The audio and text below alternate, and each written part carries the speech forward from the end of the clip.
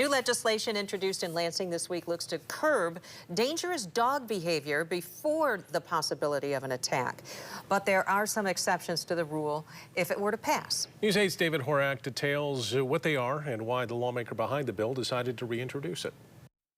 Citing dog attacks on a Kalamazoo mail carrier and a Lapeer County jogger over in the Thumb area, Kalamazoo Senator Sean McCann says he reintroduced these bills to be proactive in preventing them rather than after the fact. They know where a situation is going to become a problem, and they can't do anything about it until something happens. Senate Bills 683 and 684 outline dangerous or potentially dangerous dogs as those that attack without provocation and in a menacing fashion, or to threaten the safety of humans or domestic animals.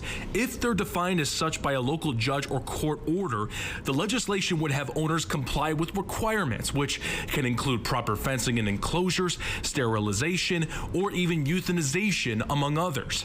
McCann explains the requirements outlined by this legislation target dog behaviors, not specific breeds. We know that it's the owner of the dog, not the breed of the dog. And so I think what we find is as soon as we can explain that to people, they understand that I'm not coming after their pit bull or their Doberman Pinscher or their German Shepherd. There are exceptions to the rule if it were to pass.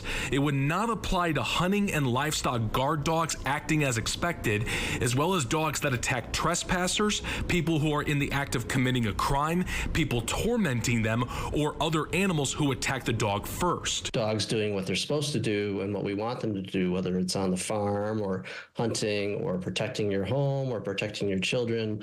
There's all sorts of reasonable exemptions that people have come to us with about the legislation that we took into consideration in drafting it. If the owner of a dangerous or potentially dangerous dog fails to comply, they could be charged with prison time, fines, and/or community service. It's very much designed to help give people the benefit of the doubt and, not end up in the most extreme outcome where, an owner loses an animal and that animal has to be destroyed. It's trying to get ahead of that. So these bills have been referred to the Senate Committee on Natural Resources and Agriculture.